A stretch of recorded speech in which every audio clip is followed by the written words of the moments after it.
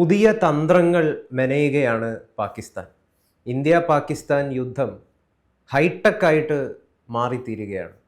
അതിർത്തിയിൽ കാശ്മീരിലൊന്നും ഇപ്പോൾ അങ്ങോട്ടും ഇങ്ങോട്ടും പീരങ്കി ഉപയോഗിച്ചുകൊണ്ടുള്ള വെടിയുതിർക്കലൊന്നും നമുക്ക് അധികം കാണാൻ വേണ്ടിയിട്ട് സാധിക്കില്ല. പകരം പാകിസ്ഥാൻ ഇങ്ങോട്ട് കൂടുതൽ ഡ്രോണുകൾ അയക്കുകയാണ്. ആ ഡ്രോണുകൾ വഴി ആയുധങ്ങളും മയക്കുമരുന്നൊക്കെ അയക്കുകയാണ്. ഇതൊക്കെ ഇന്ത്യ പിടിച്ചെടുക്കുകയും ചെയ്യുന്നുണ്ട്. ഭാവിയിൽ ഏത് രീതിയിലാണ് ഇന്ത്യ പാകിസ്ഥാൻ യുദ്ധം സംഘർഷം മാറിത്തീരാൻ വേണ്ടി പോകുന്നത്? ഇത് ഹൈടെക് ആയിട്ട് മാറുകയാണ് എന്ന് പറയാനുള്ള കാരണം എന്താ? അത് ഗൗതം ചോദിച്ച ചോദ്യത്തിന് വളരെ വ്യക്തമായ ഉദാഹരണങ്ങളുണ്ട്. കാരണം അതിന് മറുപടി പറയുമ്പോൾ, അതായത് 1990-കളിലൊക്കെ ഇന്ത്യ പാകിസ്ഥാൻ ലൈൻ ഓഫ് കൺട്രോളിലുള്ള സംഘർഷം പലപ്പോഴും ഇരു രാജ്യങ്ങളും തമ്മിൽ സൈനികർ തമ്മിൽ വെടിവെക്കുക, അതിൽ നിന്നും മാറി പിന്നെ അന്ന് ചിലപ്പോഴൊക്കെ സ്നൈപ്പർ റൈഫിളുകൾ, അതായത് 2 കിലോമീറ്ററും 3 കിലോമീറ്ററും ഒക്കെ ദൂരെ ഇരുന്നുകൊണ്ട് ഇന്നും വെടിവെക്കുന്ന സ്നൈപ്പറുകളുണ്ട്. അതായത് അവരിങ്ങനെ കാത്തിരിക്കും, മറ്റേ ഒരാൾ ഇങ്ങനെ നടന്നു പോകുമ്പോൾ പെട്ടെന്ന് 3 കിലോമീറ്റർ അപ്പുറത്തു നിന്ന് ഒരു വെടിയുണ്ട നിശബ്ദമായിട്ട് വന്ന് നിങ്ങളുടെ തലയിലൂടെ കയറി അപ്പുറത്തുടർന്നു, നിങ്ങൾ റോഡിൽ ഉരുണ്ടു വീഴും. ഈ അമേരിക്കൻ ഹോളിവുഡ് സിനിമകളിലൊക്കെ കാണാറുണ്ട് സ്നൈപ്പർമാരുടെ. അങ്ങനത്തെ ഒരു കാലമായി. അത് കഴിഞ്ഞ് 2000 ഒക്കെ ആയി കഴിഞ്ഞപ്പോഴത്തേക്ക് പിന്നെ പീരങ്കികളുടെ ഹൊവിറ്റ്സറുകൾ എന്ന് പറയുന്ന പീരങ്കികളാണ്. ആ പീരങ്കികൾ ഉപയോഗിച്ച്, അതായത് അപ്പോൾ ലൈൻ ഓഫ് കൺട്രോളിൽ നിന്നും നമ്മൾ ഏതാണ്ട് ഒരു 10-20 കിലോമീറ്റർ അപ്പുറത്തൊക്കെ നിന്നുകൊണ്ടാണ് ഈ പീരങ്കികൾ സ്ഥാപിച്ചിരിക്കുന്നത്. അവിടെ നിന്നുകൊണ്ടായിരിക്കും വെടിവെക്കുന്നത്, ഷെല്ല് വർഷിക്കുന്നത്. അത് ആ ഒരു കാലം പിന്നീട് കഴിഞ്ഞു. അത് കഴിഞ്ഞത് 2019 ബലാക്കോട്ട് ആക്രമണത്തിന് ശേഷമാണ്. പിന്നീട് ഇപ്പം നമ്മൾ കാണുന്നത് പാകിസ്ഥാൻ ഇന്ത്യയിലേക്ക് നിരന്തരമായിട്ട് ഡ്രോണുകൾ അയക്കുക. ഈ ഡ്രോണുകളിൽ ഇന്ത്യയിലെ തീവ്രവാദികൾക്കുള്ള ആയുധങ്ങളുണ്ട്. അത് ഏതെങ്കിലും സ്ഥലത്ത് ഡ്രോൺ കൊണ്ട് ആ ആയുധങ്ങൾ ഡ്രോപ്പ് ചെയ്യുക, അല്ല നിക്ഷേപിക്കും. മയക്കുമരുന്ന് കച്ചവടക്കാർ ഈ ഡ്രോണുകൾ ഉപയോഗിച്ച് ഇന്ത്യയുടെ ഉള്ളിലേക്ക് കയറിയിട്ട് ഈ മയക്കുമരുന്ന് അവിടെ കൊണ്ടുവരും. അതല്ലെങ്കിൽ ഈ ഡ്രോണുകൾ വന്നിട്ട് ഇന്ത്യയുടെ തന്ത്രപ്രധാനമായ സ്ഥാനങ്ങൾ നിരീക്ഷിച്ചിട്ട് പോകും.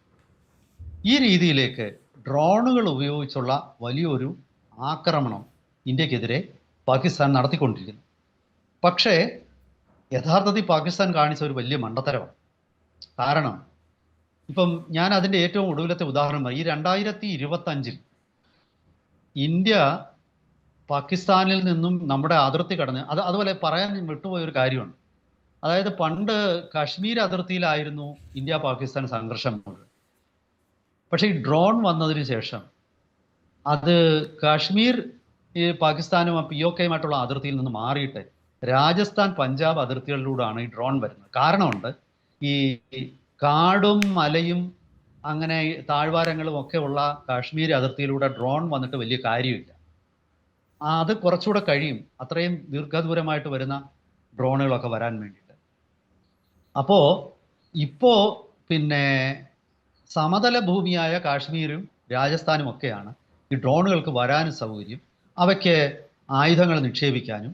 അതുപോലെ ആ ആയുധങ്ങൾ ആർക്ക് വേണ്ടിയാണോ നിക്ഷേപിക്കുന്നത്, മയക്കുമരുന്ന് ആർക്ക് വേണ്ടിയാണോ കൊടുക്കുന്നത്, അവർക്കത് വന്ന് എടുത്തുകൊണ്ട് പോകാനും ഒക്കെയുള്ള സൗകര്യം ഈ കാശ്മീർ രാജസ്ഥാൻ അതിർത്തികളാണ്. ഗുജറാത്തിലും കുറച്ചൊക്കെ വരുന്നു. പക്ഷേ ഇന്ത്യ പാകിസ്ഥാന്റെ ഡ്രോണുകൾക്കെതിരെ വലിയ ശക്തമായ മുന്നേറ്റം നടത്തുകയും ഈ വർഷം 2025 മൊത്തം 791 ഡ്രോൺ സൈറ്റിങ്സ് ആണ് ഉണ്ടായത്. അതിൽ ബഹുഭൂരിപക്ഷം ഡ്രോണുകളും ഇന്ത്യ തകർത്തു. പക്ഷെ അതിനേക്കാൾ ഒക്കെ പ്രസക്തമായിട്ട് ഞാൻ കാണുന്നത്, ഈ അതിർത്തി ലംഘിച്ച് കയറി വന്ന ഡ്രോണുകളിൽ ഏതാണ്ട് 280 ഡ്രോണുകൾ ഒരു കുഴപ്പവും ഇല്ലാതെ ഇന്ത്യ ജാം ചെയ്ത് പിടിച്ചെടുക്കുകയാണ്. അതായത് പാകിസ്ഥാന്റെ ആയുധങ്ങൾ ഇന്ത്യ അതുപോലെ പിടിച്ചെടുക്കും, അത് നശിപ്പിക്കില്ല. കൈനറ്റിക് വാർ അല്ല നടക്കുന്നത്, അതിൻ്റെ ഇലക്ട്രോണിക്സ് വാർ കൊണ്ട് സോഫ്റ്റ് കില്ലിംഗ് നടത്തിയിട്ട് അതിൻ്റെ കമ്മ്യൂണിക്കേഷൻ സിസ്റ്റം തകരാറിലാക്കിക്കൊണ്ട് അതിനെ സുരക്ഷിതമായിട്ട് ഇന്ത്യയിൽ ലാൻഡ് ചെയ്യിച്ച് അത് പിടിച്ചെടുത്ത് നമ്മളത് ഫോറൻസിക് പരിശോധനയ്ക്ക് വിധേയമാണ്.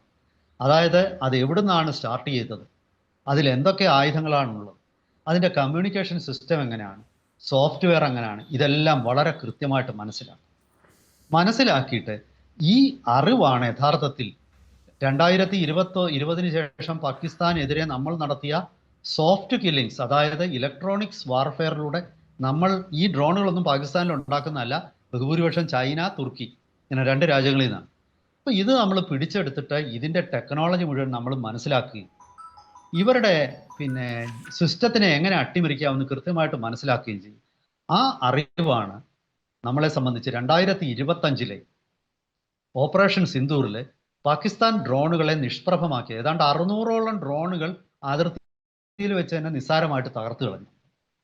അത് അപ്പോഴും നമ്മൾ തുർക്കിയുടെ ഒരുപാട് ഡ്രോൺ പിടിച്ചെടുത്തു. ഈ കഴിഞ്ഞ കുറച്ച് ദിവസം മുമ്പ് 1971 നമ്മുടെ യുദ്ധവിജയത്തിന്റെ ആ വാർഷികം ആഘോഷിച്ചപ്പോൾ നമ്മൾ ആ ഡ്രോണുകളൊക്കെ വ്യോമസേന മേധാവിയുടെ വീടിന് മുന്നിൽ പ്രദർശിപ്പിച്ചിരുന്നു. അപ്പോൾ ഞാൻ പറഞ്ഞു വരുന്നത്, ഇന്ത്യയെ സംബന്ധിച്ചിടത്തോളം ഇന്ത്യക്ക് ഈ ഹൈടെക് യുദ്ധം ആണ് ഇന്ത്യ പാകിസ്ഥാൻ തമ്മിൽ നടക്കുന്ന. അത് ദൈനംദിനമുള്ള പീരങ്കി കൊണ്ടുള്ള വെടിവെപ്പൊക്കെ നിർത്തിയിരിക്കുന്നു. അതിന് മറ്റൊരു കാരണവുമുണ്ട്. കാരണം ഇന്ത്യയുടെ പീരങ്കികളുടെ റേഞ്ച് പാകിസ്ഥാൻ പീരങ്കികളുടെ റേഞ്ചിനേക്കാൾ വളരെയധികം കൂടുതലാണ്. ഇപ്പോൾ നമ്മുടെ ധനുഷ് എന്ന് പറയുന്ന പീരങ്കിയുണ്ട്, ATAGS എന്ന് പറയുന്ന towed artillery gun, advanced towed artillery gun ഉണ്ട്. ഇതിൻ്റെയൊക്കെ ദൂരപരിധി എല്ലാം തന്നെ 45 കിലോമീറ്ററിനപ്പുറമാണ്. പാകിസ്ഥാന്റെ കൈവശം ഇരിക്കുന്ന പീരങ്കികൾക്ക് എല്ലാം 35-40 കിലോമീറ്റർ അപ്പുറത്തേക്ക് അവയ്ക്ക് വെടിവെക്കാൻ സാധിക്കില്ല. അതായത് പാകിസ്ഥാന്റെ പീരങ്കികളെ നമ്മുടെ പീരങ്കി ഉണ്ടകൾക്ക് തന്നെ നശിപ്പിക്കാൻ പറ്റും. നമ്മുടെ പീരങ്കി ഇരിക്കുന്നിടത്തേക്ക് പാകിസ്ഥാന്റെ ഉണ്ട വരുത്തുമില്ല ഷെല്ലുകൾ. അതൊരു കാര്യം. പിന്നെ നമ്മൾ സ്വാതി എന്ന് പറയുന്ന വെപ്പൺ ലൊക്കേറ്റിംഗ് റഡാറുകൾ നമ്മൾ രൂപപ്പെടുത്തി. ഇപ്പോൾ ഈ സ്വാതി റഡാർ ഉപയോഗിച്ച് കൃത്യമായിട്ട് പീരങ്കികൾ എവിടെയാണ്, പാകിസ്ഥാന്റെ പീരങ്കികൾ എവിടെയാണെന്ന് ലൊക്കേറ്റ് ചെയ്തിട്ട് അതിനെ നശിപ്പിക്കുകയാണ് ചെയ്യുന്നത്. ഈ നിരന്തരമായിട്ട് ഇത്തരം വൻതോതിലുള്ള നാശനഷ്ടങ്ങൾ സംഭവിച്ചതുകൊണ്ടാണ് പാകിസ്ഥാൻ ഇന്ത്യക്കെതിരെ ഷെല്ലാക്രമണം ഇപ്പോൾ നടത്താത്തത്. പണ്ട് അതിർത്തികളിൽ താമസിക്കുന്ന സാധാരണ ആൾക്കാരുടെ വീടുകളിലേക്ക് നിരന്തരം ഷെല്ലുകൾ വീഴുവാൻ, അത് ജമ്മുവിലാണെങ്കിലും കാശ്മീർ വാലിയിലാണെങ്കിലും ഒക്കെ നിരന്തരം ഇതായിരുന്നു സംഭവിക്കുന്നത്. പക്ഷെ ഇന്ന് അങ്ങനത്തെ ഷെല്ലാക്രമണങ്ങളിലൂടെ തദ്ദേശവാസികളെ കൊല്ലാനായിട്ട് പാകിസ്ഥാൻ, അവരുടെ വസ്തുവകൾക്ക് നാശം സംഭവിപ്പിക്കാനോ ഒന്നും പാകിസ്ഥാന് കഴിയുന്നില്ല. അതിൻ്റെ കാരണം വളരെ കൃത്യമാണ്.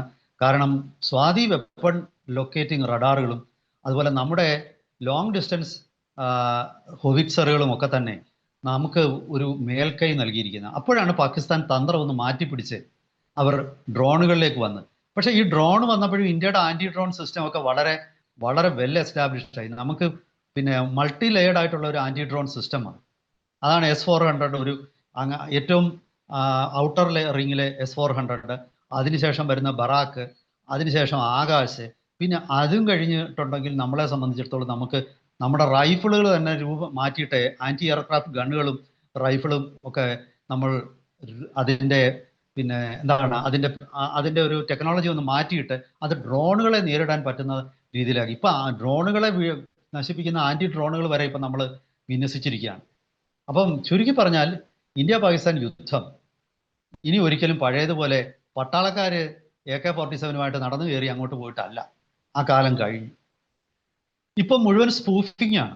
ഏറ്റവും ഒടുവിൽ നമ്മൾ കണ്ടതാണല്ലോ, ഇന്ത്യയുടെ എയർപോർട്ടുകളിൽ സ്പൂഫിംഗ് അറ്റാക്ക് നടന്നു, ജാമിങ് അറ്റാക്ക് നടന്നു. ഇന്ത്യ അതിനുശേഷം ഒന്നും അറിയാത്ത പോലെ പാകിസ്ഥാന്റെ ഒരു നിരീക്ഷണ വിമാനം ജാം ചെയ്ത് ഞെട്ടിപ്പിച്ച് കളഞ്ഞ് അവരെ വേറെണ്ണം അവിടെ തകർന്നു വീണു.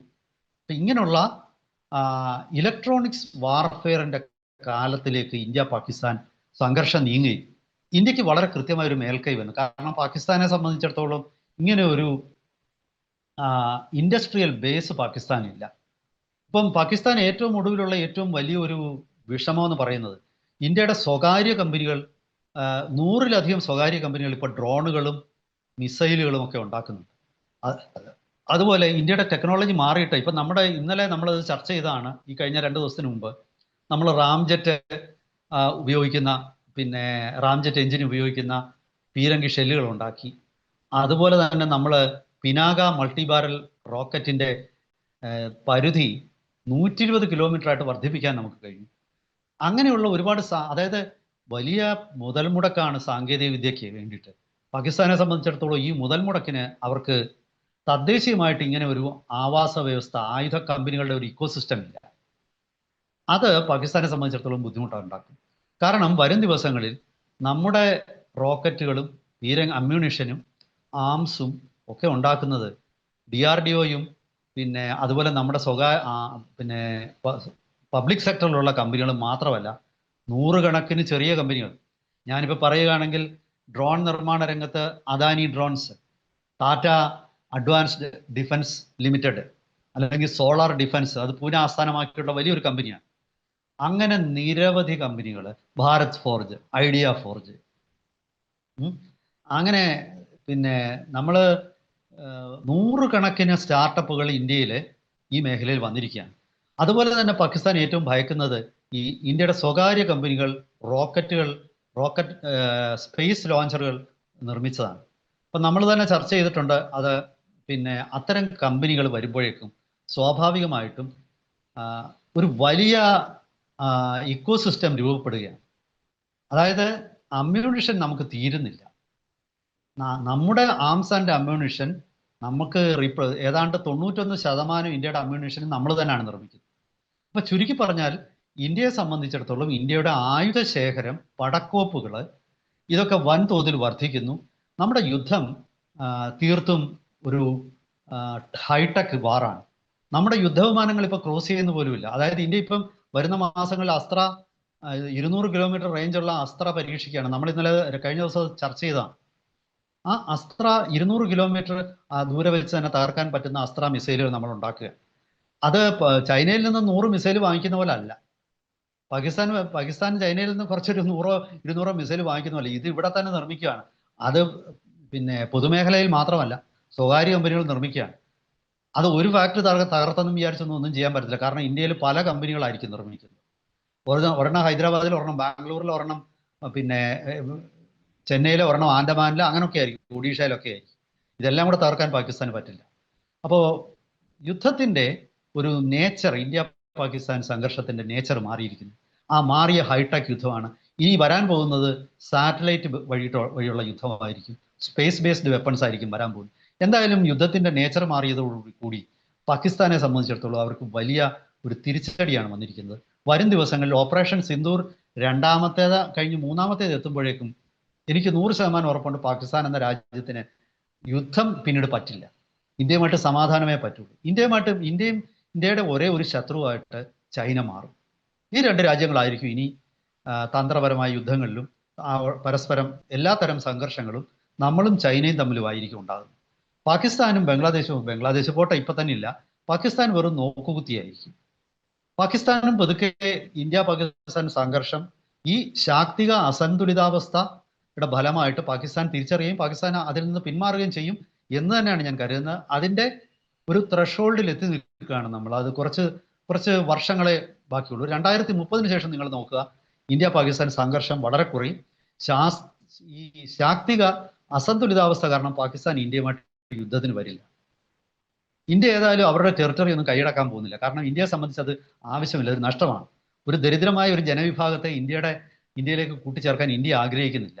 കാരണം അവിടെ ആശുപത്രി തൊട്ട് പള്ളിക്കൂടം തൊട്ട് എല്ലാം അവിടെ നമ്മൾ ഉണ്ടാക്കേണ്ടത്. നമുക്കത് താല്പര്യമില്ല. അവരുടെ ദുഃഖങ്ങളുമായിട്ട് അവരവിടെ കഴിഞ്ഞോട്ടെ. പക്ഷേ അവർക്ക് ഇങ്ങോട്ടൊന്നും ചെയ്യാൻ പറ്റില്ല. ചൈനയും ഇന്ത്യയും തമ്മിൽ യഥാർത്ഥ സംഘർഷങ്ങൾ വരാം. രണ്ടു കൂട്ടരും പരസ്പരം ഉണ്ടാകാവുന്ന നാശനഷ്ടങ്ങൾ കണക്കിലെടുത്ത് സംയമനം പാലിക്കുകയും ചെയ്യും. അതായിരിക്കും സംഭവിക്കാൻ പോകുന്നത്. എന്തായാലും വരും ദിവസങ്ങളിൽ ദക്ഷിണേഷ്യയുടെ ഒരു ശാക്തിക സമതുലിതാവസ്ഥ വലിയ മാറ്റങ്ങൾക്ക് വിധേയമാകും എന്ന് തന്നെയാണ് ഞാൻ കരുതുന്നത്. കൂടുതൽ അപ്ഡേറ്റ്സുമായിട്ട് നമുക്ക് വരും ദിവസങ്ങളിൽ പ്രേക്ഷകരെ സമീപിക്കാം.